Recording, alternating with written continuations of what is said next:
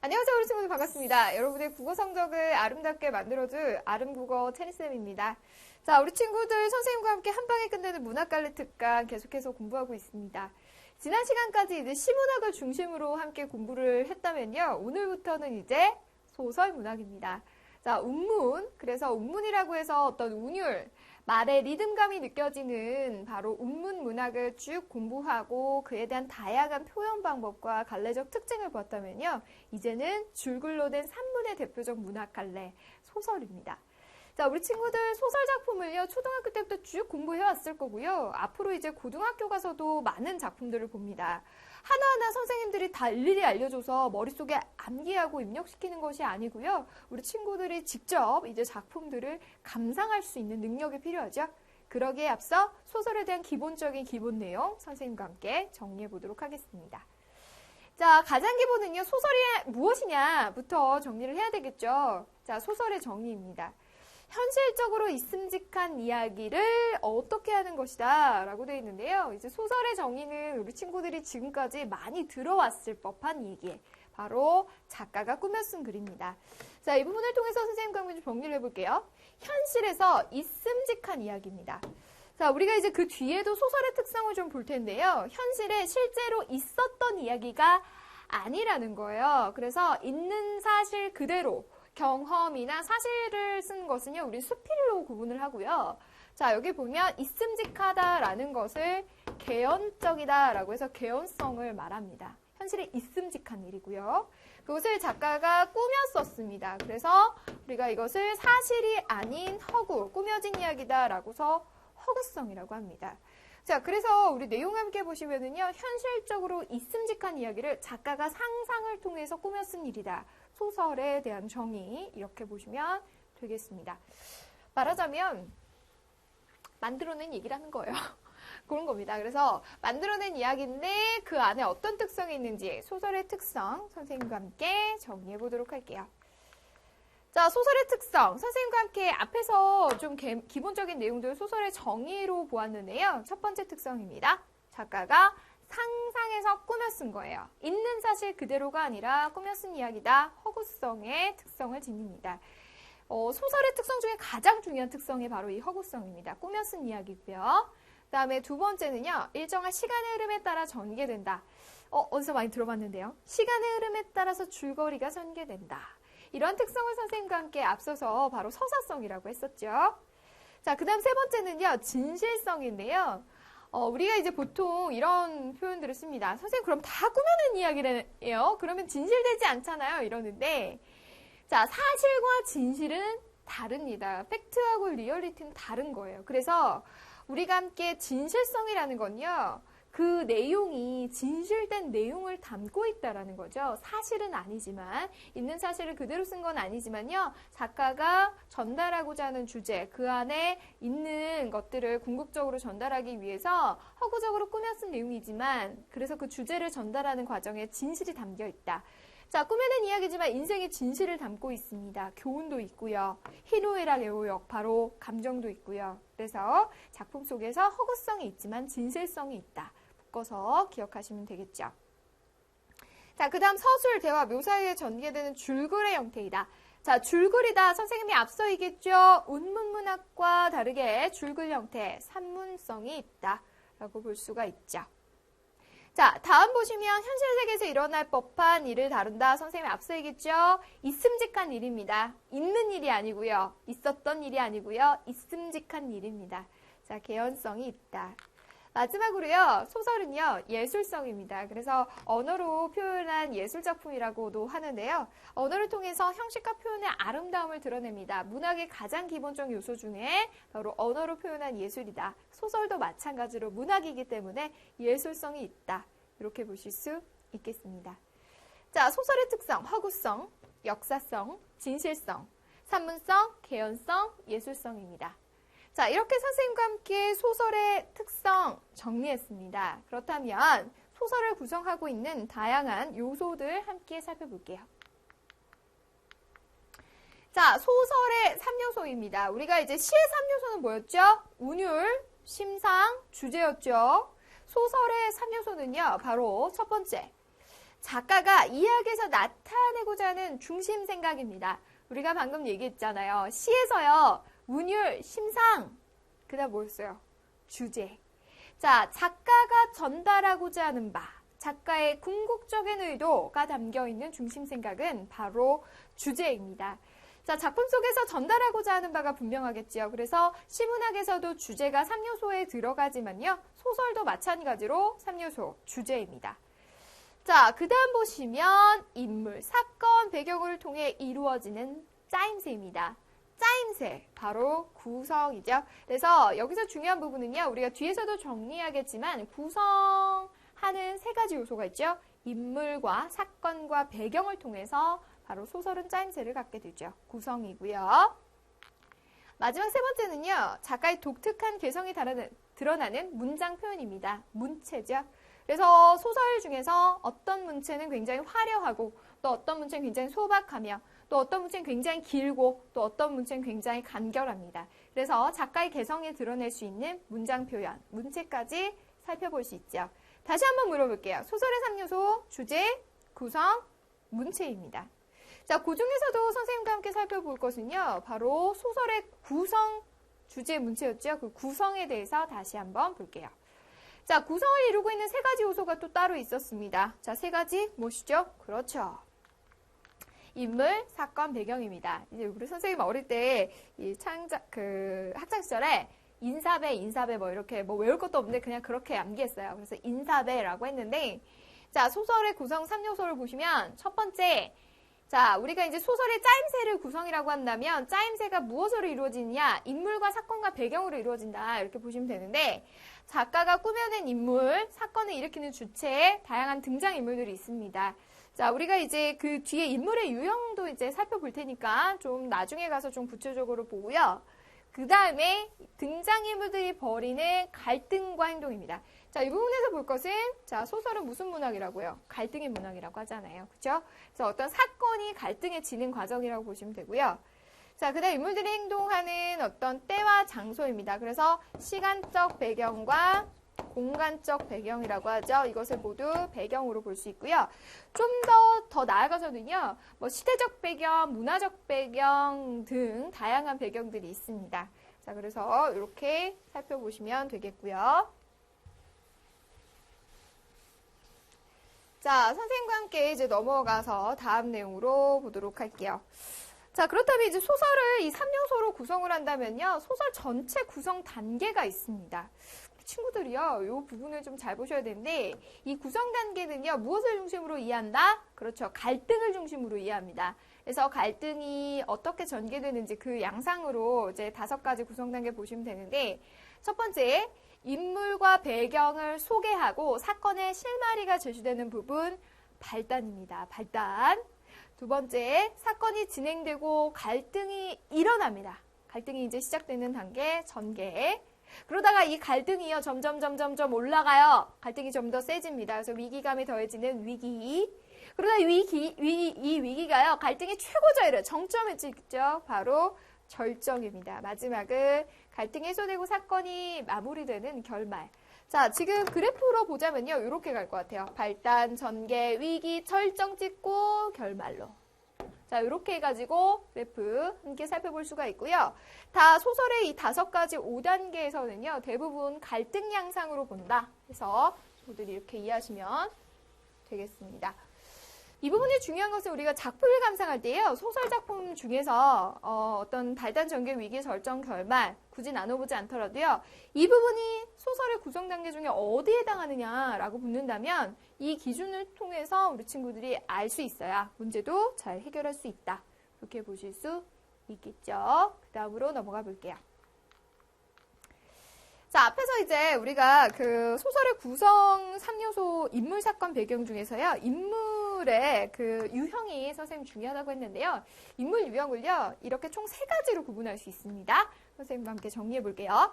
첫 번째는요, 역할에 따라서 나눌 수가 있고요. 두 번째는 성격에 따라서, 성격 변화에 따라서 나눌 수가 있고, 세 번째는 대표성에 따라서 나눈다라고 했는데, 이게 은근히 헷갈리거든요. 그래서 이 기준에 따라서 달라지는 것이지 꼭 하나로만 볼 수는 없어요. 자, 첫 번째 기준은 역할에 따라서 달라지는데 사건을 이끌어가는 중심 인물과 말하자면 주인공이죠. 그리고 이 주동 인물과 대립하는 인물이라고 해서 중심 인물을 사건을 주체적으로 이끌어가는 중심 인물을 주동 인물이라고 한다면 이 주동 인물하고 대립되는 반대 세력들 있잖아요. 그런 경우에는 또 뭐라 그래요? 반동 인물이다라고 합니다. 그래서 역할이 그 주제와 중심적인 사건들이 이끌어내는 인물을 주동 인물이라고 하고 반대는 반동 인물이다. 이렇게 보시면 되고요. 두 번째는 성격 변화에 따른 건데 성격이 변하지 않는 인물하고요. 성격이 변하는 인물로 나뉘어집니다. 자, 성격 변화예요. 그러니까 성격은 되게 다양하지. 근데 변하냐 안 변하냐.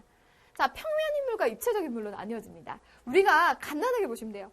처음부터 끝까지 평면만 본다. 그럼 그냥 그 평면만 보이는 거죠. 만약에 이제 노란색 평면만 봤어요. 처음부터 끝까지 평면이었어요. 노란색입니다. 그죠? 그런데 다양한 면을 볼 수가 있는데 그게 무슨 색인지 어떤지 다양한 면이 보입니다. 어때요? 한 인물의 한 면만 보는 게 평면만 보는 게 아니라 입체적인 면을 봅니다. 그러니까 하나의 성격이 아니고 성격의 여러 가지 면을 보기 때문에 변화가 있다는 거죠. 그래서 성격이 변하지 않는 인물들을요, 평면적 인물이라고 하고요. 성격이 변하는 인물을 입체적 인물이라고 합니다. 대부분의 고전 작품에서는요, 이 평면적 인물이 많습니다. 착한 사람은 처음부터 끝까지 착하고요. 나쁜 사람들은 대부분 끝까지 나빠서 권선징 악으로 결국에 이제 징벌을 받는데 간혹 개과천선하는 인물들이 등장해요. 그죠? 그래서 옛날에 나빴는데 이제 어떤 사건을 겪고 나서 다시 이제 새롭게 좀 착해졌다든지 뭐 이런 내용들. 그래서 성격이 변하지 않는 평면적 인물과 변하는 입체적 인물로 나뉜다. 이렇게 보실 수 있겠습니다. 이해되었느냐? 자, 그 다음 보자. 자, 대표성에 따라서는요, 전형적 인물과 개성적 인물로 나뉘어집니다. 이 대표성을 띠고 있는 인물이냐 아니냐의 차이인데요. 집단과 계층을 대표하는 인물들이 있습니다. 예를 들어서 심청이. 심청이 뭐예요? 심청이 효녀들의 대표잖아요. 그죠? 자, 그 다음에 홍길동. 홍길동은 뭐죠? 아버지를 아버지라 부르지 못하고 형을 형이라 부르지 못하는. 그쵸? 서자 출신이죠. 서자.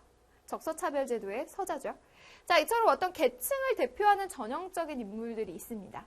그런데 반대로요, 이제 고전에서는 이런 평면적 인물과 더불어서 이런 전형적 인물들이 많이 등장하는가 반면에요, 현대 소설로 올수록 이렇게 입체적이고 개성적 인물들이 많이 나타납니다. 그래서 어떤 대표성을 지니거나 어떤 세대나 계층을 대표하지 않고요, 개인만의 독특한 개성을 지니는 인물을 반대로 개성적 인물이다. 이렇게 볼 수 있겠습니다.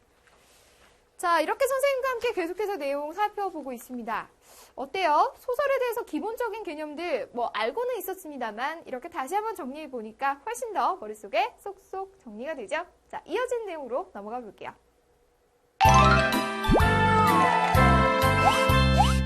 자, 이어지는 내용은요, 우리가 이제 인물의 유형을 보았다면 소설 작품에서 인물을 제시하는 방법들이 있습니다. 그래서 두 가지를 보시면 되는데 인물 제시 방법 선생님과 함께 살펴볼게요. 자, 첫 번째는요, 말하기 방법이 있고요. 두 번째는 보여주기 방법이 있습니다. 자, 말하기 방법 보시면, 자, 서술자가 작품 속에서 말하는 서술자가 인물의 성격에 대해서 직접적으로 설명하는 방법입니다. 예를 들어서 해설적, 분석적 제시라고 해서 영희가 화를 내며 말했다라는 표현입니다. 자, 영희가 화를 내며 말했다라고 서술자가 직접 말하고 있죠. 자, 인물을 제시하는 방법, 직접 제시입니다. 자, 그런데요, 꼭 이렇게 직접적으로 서술자가 해설하고 분석하지 않고도 인물을 드러낼 수 있는, 제시할 수 있는 방법이 있죠. 보여주기 방법입니다. 바로 인물을 간접 제시하는 방법으로 인물의 대화나 행동, 즉 행동이나 대화, 외양 묘사, 겉으로 어떻게 생겼는지 등을 통해서요, 인물의 성격을 간접적으로 드러내는 방법입니다. 자, 묘사적이고 극적 제시라고도 하는데, 예를 들어 영희가 화를 내며 말했다라고 해서 영희가 화가 났다라는 심리 상태를 직접 말해주는 것과 다르게 간접 제시는 영희가 얼굴이 빨개지면서 말했다 라고 해서 영희가 지금 화가 났다라는 것을 우리가 이 장면의 영희의 상태를 봄으로써 독자가 판단할 수 있게 간접 제시하는 방법입니다. 자, 이처럼 인물의 심리 상태나 또 성격을 드러낼 때 이렇게 직접 서술자가 전달할 때도 있고요. 또 서술자가 간접적으로 전달하여 독자로 하여금 그것을 판단하게 하는 방법들이요. 등장하고요. 자, 그래서 소설 작품 우리 감상할 때 이런 부분들을 좀 염두에서 보시면 좋겠습니다. 또 이제 문제로도 많이 출제가 되는 부분이죠. 그래서 좀 참고해서 보시면 되는데요. 예를 들어서 이제 놀부 있잖아요. 놀부. 대표적으로 심술부진 놀부. 놀부는 성격이 못돼 처먹었다. 자, 간접제시인가요? 직접제시인가요? 직접제시죠. 자, 그런데 놀부가 지나가던 꼬마 아이의 엿을 확 빼어서 자기 입에 쏙 집어넣어서 아이가 엉엉 우는 장면. 놀부가 너는 왜 이렇게 어른이 엿 하나 뺏어 먹었다고 우느냐 하면서 막 그 아이한테 욕짓거리를 해댔어요. 그 아이 엄마가 쫓아옵니다. 놀부한테 왜 애를 울리냐 하니까 왜 자신은 상관이냐, 당신이 뭔데 상관이냐, 당신 자식 교육이나 잘 시켜라 하면서 막담을 했어요.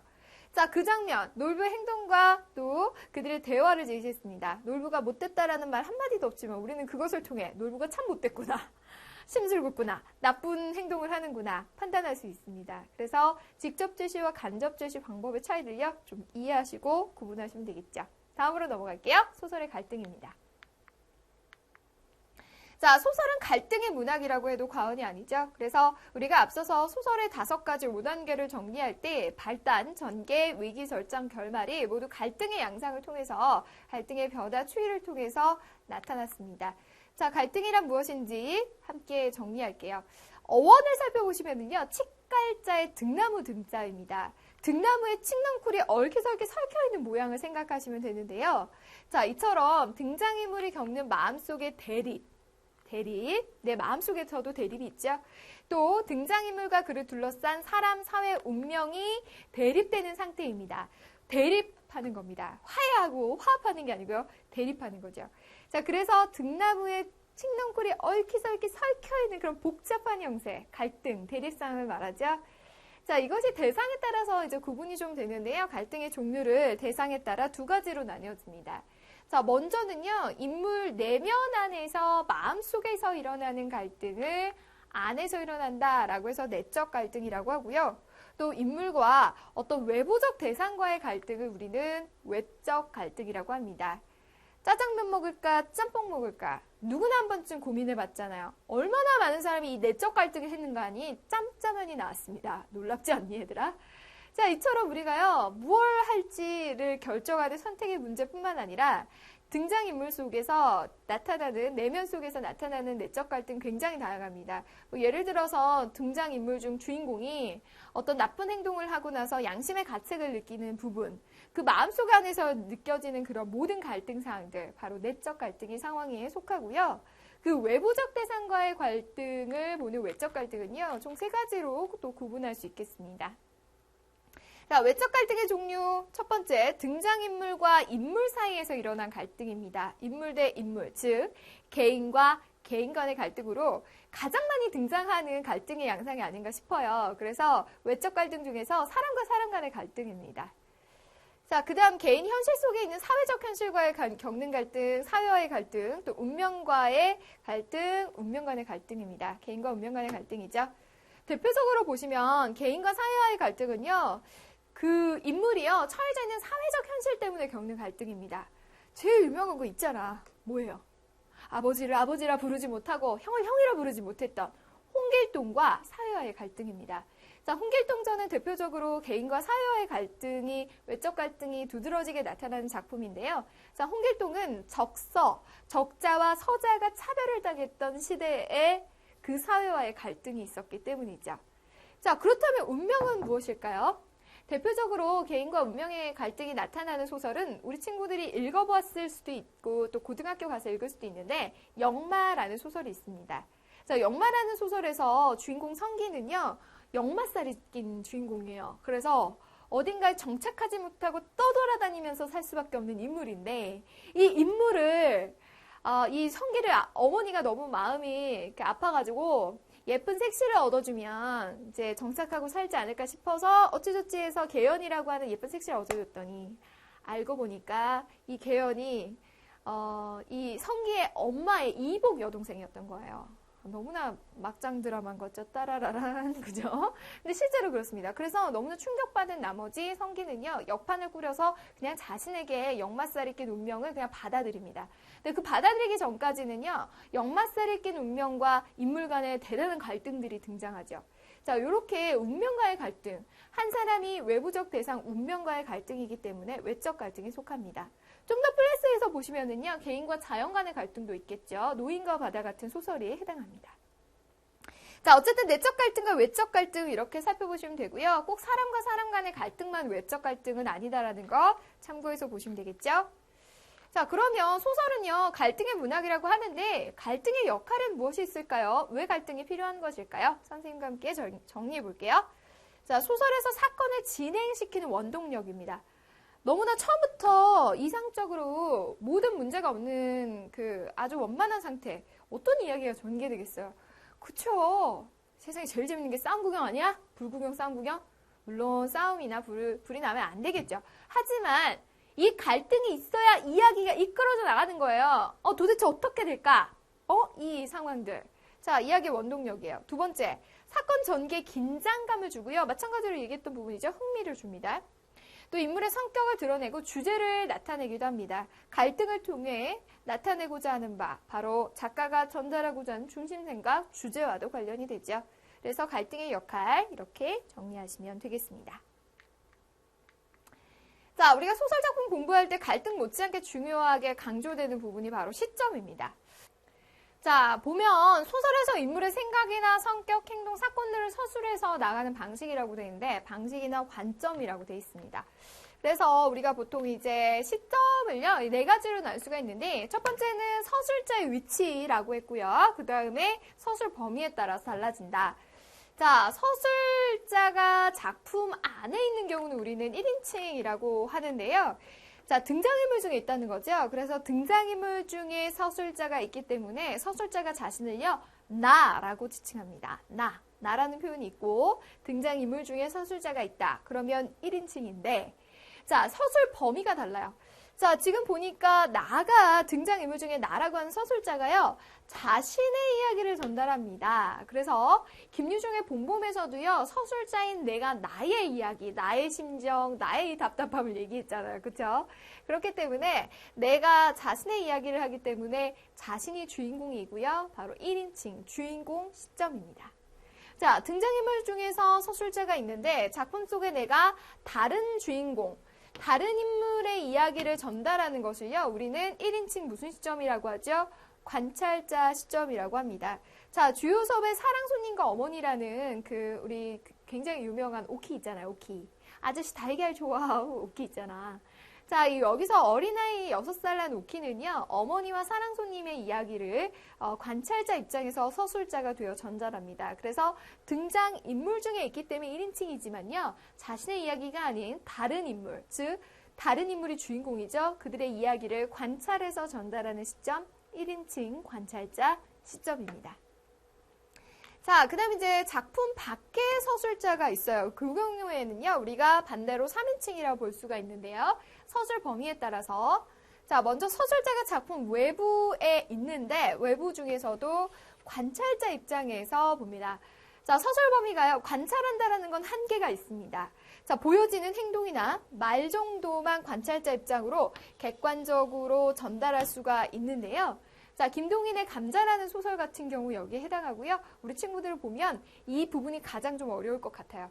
자, 작품 밖에 서술자가 있으니까 3인칭인 것은 이해가 되는데 3인칭 관찰자 시점과 3인칭 전지적 작가 시점, 즉 작가가 모든 그 서술자를 통해서 전달할 때 이 서술 범위가 굉장히 달라지는데 이 부분이요, 애매한 거예요. 작품만 봤을 때는 3인칭 관찰자와 전지적 작가 시점 구분하기 좀 어렵습니다. 근데 이 구분 기준을 잘 보셔야 되는데, 우선 관찰자 입장에서는 상대방 등장인물, 상대방이 아니죠. 등장인물, 작품 속의 등장인물들의 행동이나 말을 통해 관찰한다면, 자, 전지적 작가 시점은요, 자, 중요한 부분이죠. 심리를 모두 알고 있는, 자, 사람은 10개 물속은 알아도 한 개 사람 속은 모른다고 했어요. 근데 전지전능한 입장에서 내면 심리까지 모두 알고 있습니다. 그런 경우에는 전지적 작가 시점이고요. 심리는 몰라요. 겉으로 보여지는 것만 관찰합니다. 관찰자 시점으로 나뉘어질 수 있겠습니다. 그래서 우리가 작품 속에 있으면 1인칭, 밖에 있으면 3인칭. 자, 내가 나의 이야기를 하면 주인공, 내가 다른 사람의 인물들을, 다른 사람들을 관찰하면 관찰자. 자, 작품 밖에 있으면 3인칭, 관찰하면 관찰자, 심리까지 다 알면 전지적 작가 시점이다. 라고 해서 시점을 구분할 수 있겠습니다. 그래서 우리 친구들 이 시점만 잘 구분해도요. 우리 친구들 소설에 대한 기본적인 내용들은 충분히 다 이해할 수 있습니다. 시점에 관한 문제는요. 중등국어, 고등국어를 막론하고 굉장히 많이 출제가 됩니다. 이렇게 정리하시면 되고요. 자, 마지막으로 좀 간단하게 정리해 볼 부분은 소설의 배경입니다. 자, 작품 속에 사건이 일어나는 구체적인 시간, 공간을 말합니다. 그래서 시간적 배경과 공간적 배경으로 나뉘어지는데요. 자, 배경의 역할들을 보시면요. 단순히 어떤 시간에 어떤 장소에서 일어난 사건이다 라는 것만 알려주는 것이 아니라는 거죠. 자, 인물의 심리나 사건 전개를 알 수 있게 하는 배경이 되고요. 그래서 뭔가 우울한 주제야, 어두운 주제야. 그러면 막 비가 추적추적 내리는 장면을 보여준다든지 굉장히 가난하고 허름한 집을 보여준다든지 그래서 시간과 공간, 바로 심리나 사건 전개와도 관련이 됩니다. 자, 또한 소설 전체적인 앞서도 얘기했던 어떤 분위기를 형성하기도 하고요. 또 제일 중요한 부분, 주제를 구현하는 과정에서 배경이 역할을 하기도 한다. 이렇게 정리할 수 있겠습니다. 자, 우리 친구들 선생님과 함께 한 방에 끝내는 문학갈래 특강 소설편 전체적인 기본 이론 모두 함께 정리했습니다. 여기까지 살펴봤던 내용들을요. 이제 선생님과 함께 간략하게 다시 한번 요점 정리해 보도록 할게요.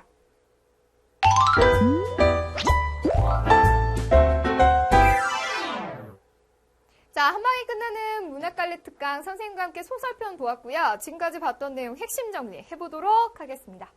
자, 오늘은 이제 소설의 특성부터 쭉 살펴봤습니다. 현실에 있음직한 이야기를 작가가 상상을 통해 꾸며 쓴 이야기, 소설이었습니다. 그래서 작가의 상상을 꾸며 썼다, 바로 허구성, 그리고 그 안에 진실을 담았다, 진실성, 이야기의 흐름이 시간의 흐름에 따라 전개된다, 서사성, 그리고 줄글로 되었다, 산문성, 그 현실에 있음직한 이야기를 다루었다, 개연성, 그리고 예술적인 문학 작품이다, 예술성 해서 소설의 특성 함께 살펴볼 수 있었습니다. 자, 또한 이제 소설의 3요소를요, 주제, 구성, 문체라고 해서 3요소가 있었는데요. 그 중에서도 구성의 3요소가 있었죠. 인물, 사건, 배경이었습니다. 그래서 인물, 사건, 배경 중에 인물의 유형들을 우리가 3가지 요소로 살펴보았습니다. 첫 번째는 성격의 변화에 따라 평면적 구성이 평면적 인물이냐, 입체적 인물이냐, 그리고 역할에 따라서 주동 인물이냐, 반동 인물이냐, 또한 어떤 대표성을 띠느냐, 전형적 인물이냐, 개성적 인물이냐에 따라 인물의 유형을 함께 살펴보았고요. 그 이외에 인물 제시 방법, 직접 제시, 간접 제시의 방법을 함께 보았죠. 자, 소설은 갈등의 문학이었습니다. 갈등. 자, 내적 갈등과 외적 갈등으로 나뉘어졌고요. 인물 내면 심리 안의 갈등, 내적 갈등, 외부적 대상, 개인과 개인, 개인과 사회, 개인과 운명, 개인과 자연 등 외부적 대상 간의 갈등을 외적 갈등이라고 했죠. 자, 그 다음 마지막으로는요, 우리가 시점에 대해서 함께 공부했죠. 작품 속에 등장인물의 서술자가 있는 1인칭, 그리고 밖에 있는 3인칭, 내가 나의 이야기를 합니다. 1인칭 주인공 시점, 내가 다른 사람의 이야기를 합니다. 1인칭 관찰자 시점이죠. 3인칭 전지적 작가 시점은 전지전능하기 때문에 모든 것을 알고 있고요. 내면 심리까지도요. 그런데 그렇지 않고 관찰한다. 3인칭 관찰자 시점으로 우리가 함께 시점도 나눠봤습니다. 또한 시간과 공간을 통한 배경, 꼭 그때의 시간과 공간만 나타내는 것이 아니고요. 그것을 통해 주제를 나타내기도 하고 작품의 전체적인 분위기를 나타내기도 한다라고 해서 배경의 역할까지 살펴봤네요. 자, 우리 친구들 선생님과 함께 한 방에 끝내는 문학갈래 특강 여기까지 오늘 소설의 문학 기본 개념 정리 마무리하고요. 다음 시간에는요. 우리가 기본 개념을 정리했기 때문에 문학사를 중심으로 고전 소설에 대한 전체적인 갈래적 특징과 구체적인 내용들 함께 살펴보도록 하겠습니다. 전체 흐름이 중요합니다. 교환을 미리 보시고요. 선생님과 함께 공부할 내용 꼭꼭 복습하시길 바랄게요. 자, 우리 친구들 끊임없이 노력하는 끈기 있고 성실한 우리 아름 제자들 선생님이 항상 응원합니다. 힘내시고요. 다음 시간에도 또 알찬 내용으로 만나도록 할게요. 오늘은 여기서 마무리하도록 하겠습니다. 수고하셨습니다.